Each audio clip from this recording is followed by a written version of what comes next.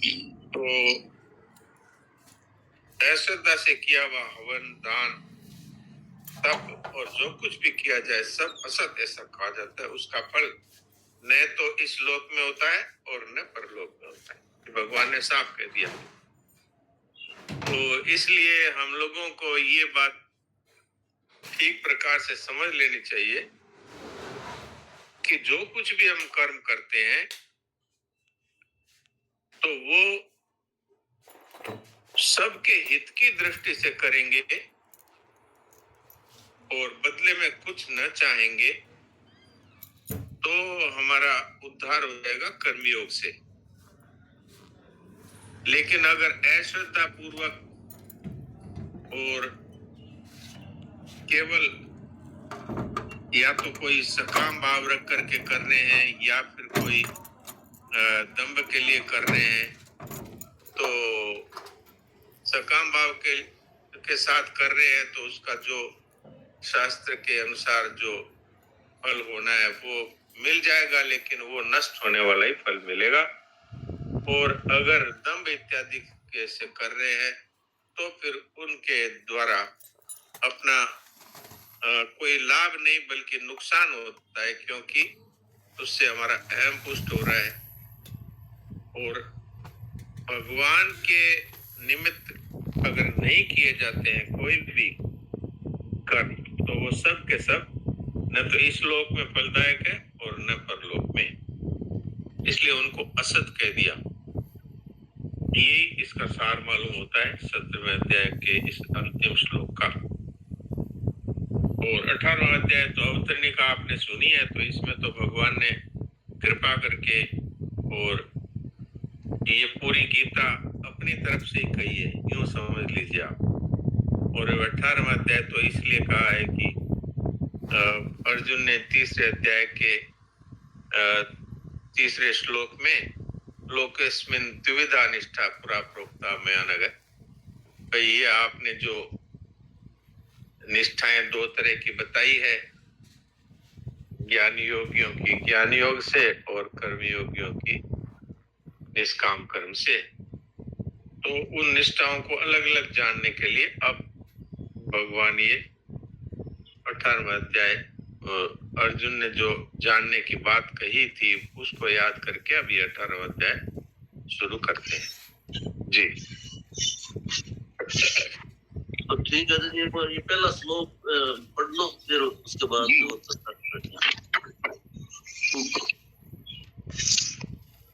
पृष्ठ संख्या 1102, पहला श्लोक। अर्जुन उवाच संन्यासस्य महाबाहो तत्त्वमिच्छामि वेदितुम् त्यागस्य च ऋषिकेश पृथक् केशिनिषूदन। तो नीचे टिप्पणी दी है, पहले बार श्लोक का अर्थ पढ़ते बस, खाली फिर टिप्पणी पढ़ते। अर्जुन बोले, हे महाबाहो, हे ऋषिकेश, हे केशिनी सूदन, मैं संन्यास और त्याग का तत्व अलग अलग जानना चाहता हूँ। संन्यास और त्याग का तत्व। तो टिप्पणी में अर्जुन की इस जिज्ञासा के समाधान में भगवान ने जो जो बातें कही उनके आधार पर अर्जुन के मन में आई अन्य जिज्ञासाओं का भी अनुमान लगाया जा सकता है, जो इस प्रकार है। पहला, संन्यासस्य महाबाहो तत्त्वमिच्छामि वेदितुम्। तो संन्यास किसे कहते हैं? तो इसके उत्तर में कहा, किसी भी कर्म के साथ कर्तापन का भाव ना रहना और बुद्धि का कहीं भी लिप्त ना होना। ये बात 17वें श्लोक में भगवान ने कही। फिर दूसरा आया, सन्यासी कैसा होना चाहिए? इसका उत्तर भगवान ने 26वें श्लोक में दिया, राग रहित, अनहमवादी, धैर्य और उत्साह से युक्त तथा सिद्धि असिद्धि में निर्विकार होना चाहिए। संन्यास का साधन कैसा होना चाहिए? ये 51 से 53 श्लोक में कहा कि सात्विकी बुद्धि वाला, वैराग्यवान, एकांत का सेवन करने वाला, इंद्रियों का नियमन करने वाला, शरीर वाणी मन को संयत करने वाला आदि होना चाहिए। फिर प्रश्न आया कि सन्यासी के आचरण कैसे होना चाहिए? इसका उत्तर 23वें श्लोक में दिया कि कर्तृत्व अभिमान और राग द्वेष से रहित होकर कर्म करना। सन्यासी का भाव कैसा होना चाहिए?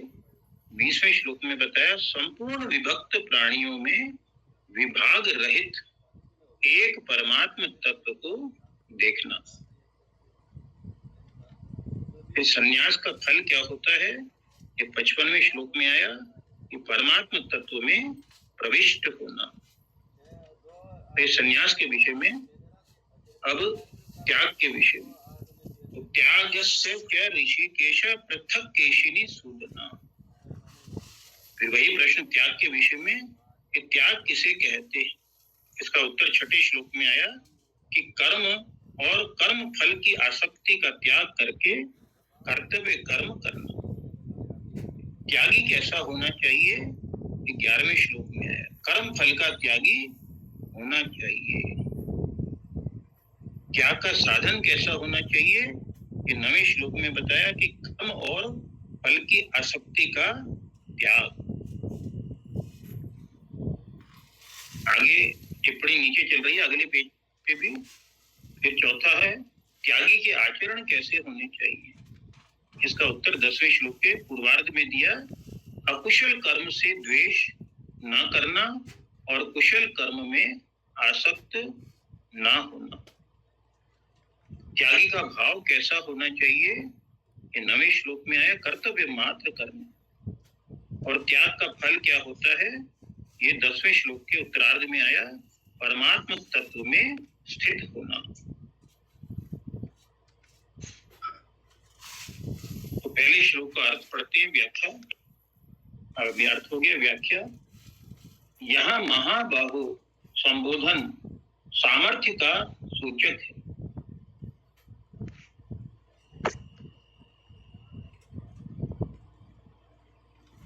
अर्जुन द्वारा इस संबोधन का प्रयोग करने का भाव यह है कि आप संपूर्ण विषयों को कहने में समर्थ हैं। अतः मेरी जिज्ञासा का समाधान आप इस प्रकार करें जिससे मैं विषय को सरलता से समझ सकूं। ऋषिकेश संबोधन अंतर्यामी का वाचक है। इसके प्रयोग में अर्जुन का भाव यह है कि मैं संन्यास और त्याग का तत्व जानना चाहता हूं, अतः इस विषय में जो जो आवश्यक बातें हों उनको आप मेरे पूछे बिना भी कह दें। केशिनी शूदन संबोधन विघ्नों को दूर करने वाले का सूचक है। इसके प्रयोग में अर्जुन का भाव यह है कि जिस प्रकार आप अपने भक्तों के संपूर्ण विघ्नों को दूर कर देते हैं, उसी प्रकार मेरे भी संपूर्ण विघ्नों को अर्थात शंकाओं और संशयों को दूर कर दें। पृष्ठ संख्या 1103 लेफ्ट साइड में नीचे का पैरा।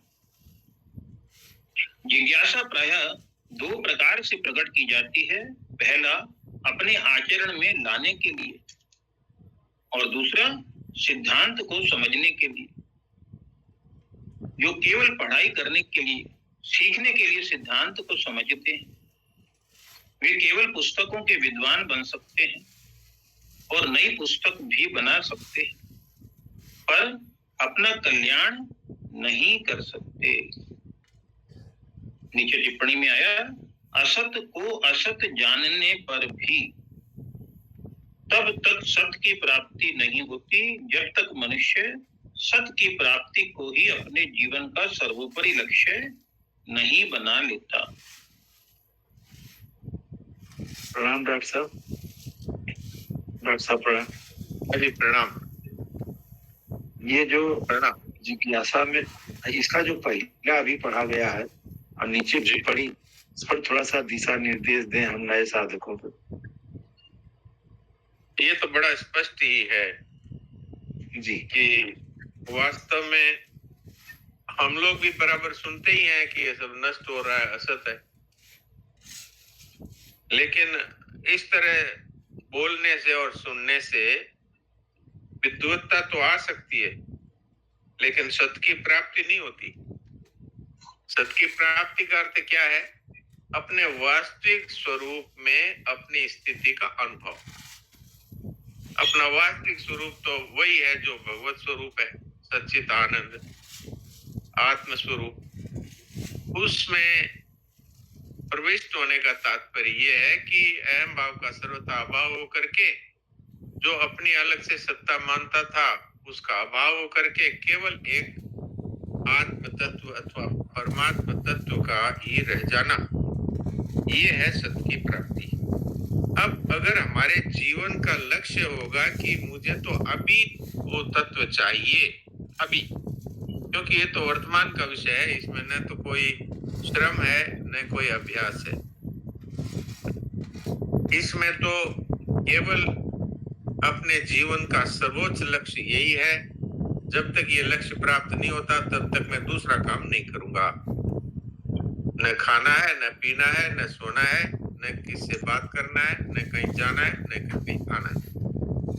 ये है महाराज जी के शब्दों में, जब तक मनुष्य सत्य की प्राप्ति कोई अपने जीवन का सर्वोपरि लक्ष्य नहीं बना लेता तब तक उससे सत्य तत्व की प्राप्ति नहीं होती। इसीलिए भगवान ने ये बात कही भी है कि ये आत्म तत्व आश्चर्य की जो कहा जाता है, आश्चर्य की जो सुना जाता है और फिर सुनने मात्र से इसकी प्राप्ति नहीं होती। वही बात यहाँ पर कही है। असत को असत समझ लिया, जान लिया, पर तब तक सत्य की प्राप्ति नहीं होगी जब तक कि मनुष्य इसी को अपने जीवन का सर्वोपरि लक्ष्य न बनाए।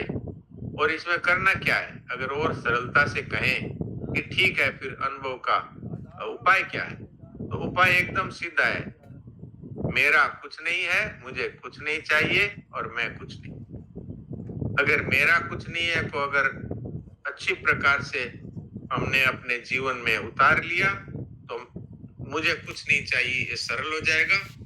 और ये दोनों होने पर मैं कुछ नहीं स्वतः ही हो जाएगा और केवल एक परम तत्व ही रह जाएगा। ये है वास्तव में इस लाइन का अर्थ जो मैं समझ पाया, आपकी सेवा में रख दिया। नारायण नारायण। डॉक्टर साहब बहुत अच्छा, कल भी इसी बात को हमने रखा था तो इतना बढ़िया से वो बात रखी गई थी कि कैसे तत्काल करण निरपेक्षता से, आज भी वही बात थी जो कल वाला था। तो यही हो गया कि जो शास्त्री ये तो किसी अभ्यास से नहीं होगा, अभ्यास तो कर्णों से होता है और ये किसी श्रम से नहीं होगा, क्योंकि ये विश्राम साध्य है और विश्राम तो तभी मिलेगा जब जड़ता से सर्वथा संबंध विच्छेद होने होगा, नहीं तो विश्राम नहीं मिलेगा। तो ये अप्रयत्न से साध्य है। शरणानंद जी महाराज के शब्दों में अकिंचन, अचाह और अप्रयत्न। अकिंचन का अर्थ है मेरा कुछ नहीं, अचाह का अर्थ आप जानते ही हैं, कामनाओं का सर्वथा त्याग, और अप्रयत्न का अर्थ है अहंकार का सर्वथा विनाश।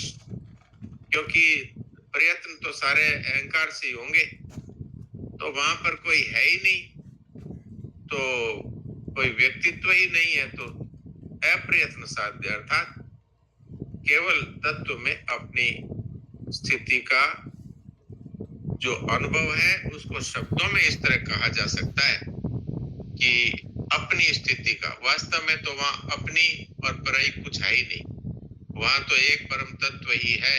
और वास्तविक बात यही है, एक सत्य के सिवाय और कुछ है ही नहीं कहीं।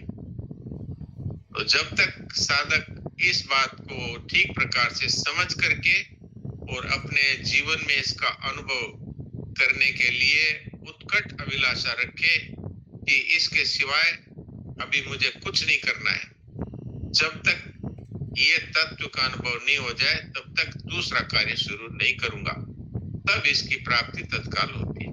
नारायण नारायण। बहुत बढ़िया डॉक्टर साहब। मतलब पूज्य शरणानंद जी महाराज का अकिंचन अचाह अप्रयत्न का स्वामी जी का ये भी तो इसके साथ बैठेगा क्या कि हाँ, बिल्कुल मेरा बैठेगा। कुछ नहीं है, मुझे कुछ नहीं चाहिए और मैं भी मैं नहीं हूँ। हाँ, ये तीनों वही बात है, खाली उनकी शब्दावली को मैंने रखा है, बाकी वही बात है। जी बिल्कुल बिल्कुल।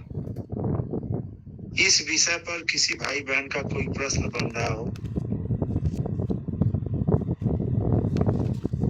हाँ जी दिनेश जी, हाँ ये भाई जी।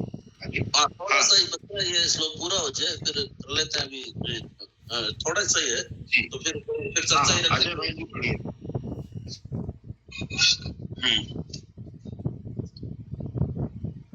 तो यहाँ अर्जुन की जिज्ञासा भी केवल सिद्धांत को जानने के लिए ही नहीं है। ये पीछे वाले पैरे में लास्ट की टिप्पणी वाले स्थान पर बाद की लाइन पढ़ी है। सारे जो बाकी लाइन जो है अपना कल्याण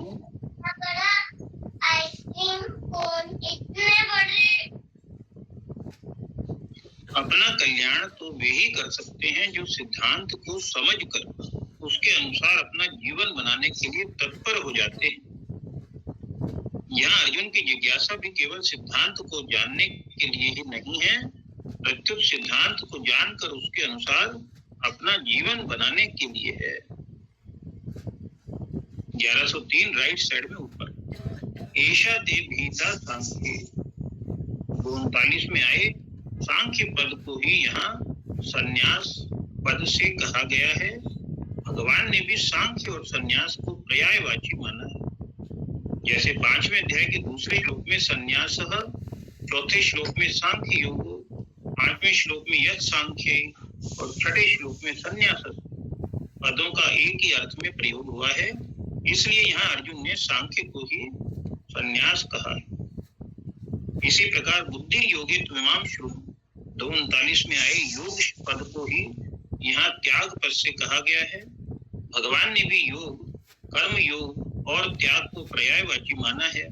जैसे दूसरे अध्याय के 48वें श्लोक में संगम त्यक्त्वा तथा 51वें श्लोक में फलम त्यक्त्वा, तीसरे अध्याय के तीसरे श्लोक में कर्म योगेन योगिनाम, चौथे अध्याय के 20वें श्लोक में त्यक्त्वा कर्म फला संगम और 5वें अध्याय के चौथे श्लोक में योगौ, 5वें श्लोक में तद्योगैरपि गम्यते, 11वें श्लोक में संगम त्यक्त्वा तथा 12वें श्लोक में कर्म फलम त्यक्त्वा, 12वें अध्याय के 12वें श्लोक में त्यागात पदों का एक ही अर्थ में प्रयोग हुआ है।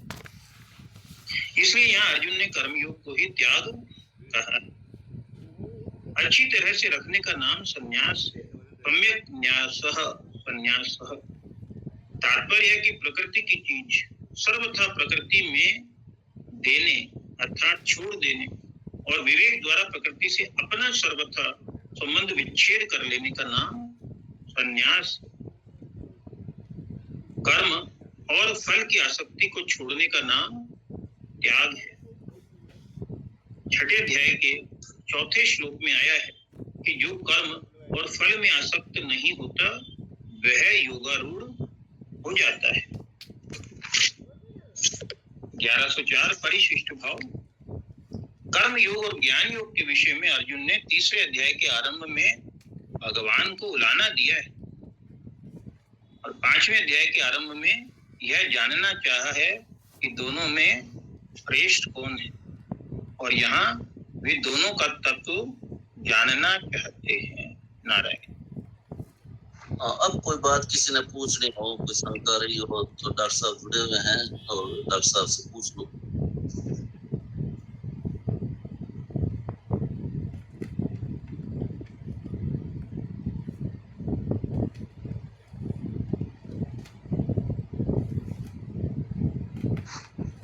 डॉक्टर साहब आपकी आज्ञा हो तो आज किसी ने कोई भेजा था अजय जी को कोई प्रसार के विषय में एक बात, तो वो सबके सुनने लायक है, वो सुना दें। और एक अजय जी वो 782 नंबर पेज में जैसे बता रहे थे, 2 छोटे छोटे पेरे हैं, वो पढ़ देंगे तो आप भी उसका थोड़ा खुलासा कर देना। अजय जी के अच्छे उसमें भाव थे, बोला बहुत अच्छी बात।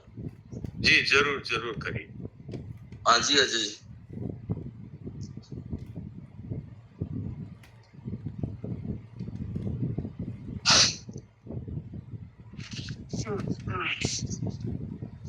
इसमें बताया ना कि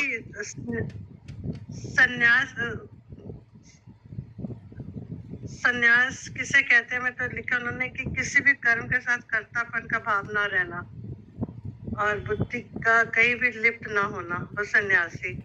तो फिर त्याग में क्या फर्क है? त्याग में उन्होंने लिखा है कि जो कर्म और फल की आसक्ति को छोड़ने का नाम त्याग है।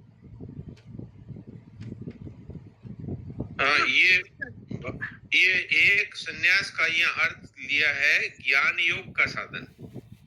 ज्ञान योग का साधन, अच्छा। ज्ञान योग का साधन है। तो इसमें ये भाव रखा जाता है कि जितने भी कर्म हो रहे हैं वो सब के सब प्रकृति के द्वारा हो रहे हैं। प्रकृति वच कर्माणि क्रियमाणानि सर्वशः। जो कुछ भी हो रहा है वो सब का सब प्रकृति के द्वारा हो रहा है। इसका जो कर्ता मैं नहीं हूं, इस तरह से जब करता ही नहीं है, किसी भी कर्म का करता ही नहीं है, तो फिर भोक्ता बनने का तो सवाल ही नहीं है। सवाल ही नहीं। ये ज्ञान योग की दृष्टि है। जैसे मान लीजिए मैंने बिजनेस किया ही नहीं, तो उसका नफा नुकसान का मैं भोक्ता क्यों बनूंगा? तो ज्ञान योगी तो कर्तृत्व का त्याग करता है और भोक्तृत्व का त्याग करता है, और ये कहता है कि भाई ये सारी क्रियाएं हो रही है प्रकृति के द्वारा हो रही है, तीनों गुणों के द्वारा हो रही है। गुणा गुणे सुवर्तन्ते इति मत्वा सज्जते नैव किंचित करोमि इति युक्तो मन्यते तत्ववित्। मैं कभी कुछ नहीं करता हूँ, ऐसा वो सांख्य योगी या सन्यास योग वाला मानता है। अच्छा। और ये जो यहाँ पर है वो कर्म फल का त्याग करता है और कर्म में भी आसक्ति का त्याग करता है। कर्म में आसक्ति क्या होती है मैंने पहले भी बताया था। जैसे कि मान लीजिए हम कहीं पर किसी सभा में गए और वहां जो सभा को चालू करने वाले जो है संचालक है, उन्होंने हमें कह दिया कि भाई सभा शुरू होने वाली है, अंदर दरी पड़ी है, वो ला करके यहाँ बिछाओ। तो हमने कहा कि अरे मैं तो इतना विद्वान आदमी हूँ, मुझसे आप दरी बिछवाने का काम करवा रहे। तो फिर तो मैं तो यहाँ पर भाषण देने के लिए आया हूँ। तो इसका अर्थ क्या हुआ? इसका अर्थ ये हुआ कि आप है जो किसी के हित के लिए ऐसा कोई कर्म नहीं करना चाहते कि जिसका आपको कोई फल ना मिले। आप चाहते हैं कि मैं तो बोलूंगा, तो आपकी बोलने में आसक्ति है, वक्ता बनने में आसक्ति है, और फिर उसके फल में लोग आपकी वाहवाही करें, ये आसक्ति है। तो ये कर्म योगी में ये बात है कि आप उसको चाहे दरी बिछाने का कह दो, चाहे आप उसको बोलने का कह दो, उसका तो ये अर्थ मन में ये भाव है कि मुझे तो सबकी सेवा करनी है, और बदले में न तो इस लोक में कुछ चाहिए न परलोक में कुछ चाहिए। तो यही बात यहाँ पर त्यागी के लिए कही है। त्याग इसलिए कह दिया कि वो कर्म में भी आसक्ति नहीं है और कर्म फल में भी आसक्ति नहीं, ये फर्क है। ठीक है, ठीक है, धन्यवाद। नारायण। हाँ जी महाराज जी, राम राम। राम राम। महाराज जी, आज स्वामी जी का इसमें था, सत्संग में था कि ये सत्संग करने से ही विचार उत्पन्न होता है, पढ़ने से विचार नहीं उत्पन्न होता है। तो इसका थोड़ा सा तात्पर्य समझ नहीं आया। नहीं, इसका मतलब ये नहीं है कि सत्संग की बातें पढ़ना नहीं चाहिए। इसका तात्पर्य ये है कि जैसे अभी बताया गया था कि एक तो इस बात को समझ करके और मैं जानकार हो जाऊं ताकि लोगों को मैं बता सकूं और लोग ये कहे ओ ये कितने ऊंचे साधक हैं, देखो कितनी सत्संग की बातें जानते हैं। तो वैसा केवल सिद्धांत को समझ करके लोगों को बताने की दृष्टि से जो सत्संग की पुस्तकें पढ़ता है उसको तत्व ज्ञान नहीं हो सकता। लेकिन जो उनको पढ़ करके उसको अपने जीवन में उतारना है, इस भाव से पढ़ता है और इस भाव से ही सुनता है, उसका कल्याण हो सकता है। ये है तात्पर्य। इसका अर्थ ये नहीं है भाई सत्संग की पुस्तकें पढ़ो मत, पढ़ो और पढ़ करके और फिर उनको अपने जीवन में उतारो। ये तात्पर्य उनका कहने का। जी जी महाराज, तो हम लोग तो महाराज सत चर्चा करते हैं ना, तो सत्संग किसे कहेंगे? ये सत चर्चा है इसलिए कि हम सत्संग कर ले। सत चर्चा का अर्थ है कि भगवान से संबंधित, आत्मा से संबंधित, संसार की वास्तविकता से संबंधित बातों का विचार विनिमय, ये तो सत चर्चा हुई। लेकिन अब हमने समझ लिया कि भाई संसार नष्ट होने वाला है, शरीर नष्ट होने वाला है, इसलिए अब हमें इसकी ममता और इसकी कामना का त्याग करना है। इस तरह से यदि हमने पक्का निश्चय करके और ममता कामना को छोड़ दिया तो ये सत्संग हो गया। पर सत चर्चा अगर हम नहीं करेंगे अथवा नहीं सुनेंगे तो हमारा विवेक इस तरह जागृत नहीं होगा, तो फिर हमारे जीवन में सत्संग कैसे आएगा? जी जी महाराज, प्रणाम महाराज, प्रणाम। प्रणाम प्रणाम। डॉक्टर साहब, मेरे विचार जो महाराज जी का वो है, तो उसमें भी स्वामी जी महाराज ने लिखे, मेरे बाद मेरी पुस्तकें ही साधकों का मार्गदर्शन करेंगी। हाँ जी, हाँ जी। तो ये बात है। तो एक बात जो है कि सेठ जी की पुस्तक में एक लेख है, गीता जी की महिमा। तो एक छोटा सा पैराग्राफ है, बड़े सुंदर शब्द थे उसके, तो वो एक बार स्क्रीन पे लेके आ रहा हूँ मैं उसको। गीता जी की महिमा, ये चिंता शोक कैसे मिटे पुस्तक है सेठ जी की।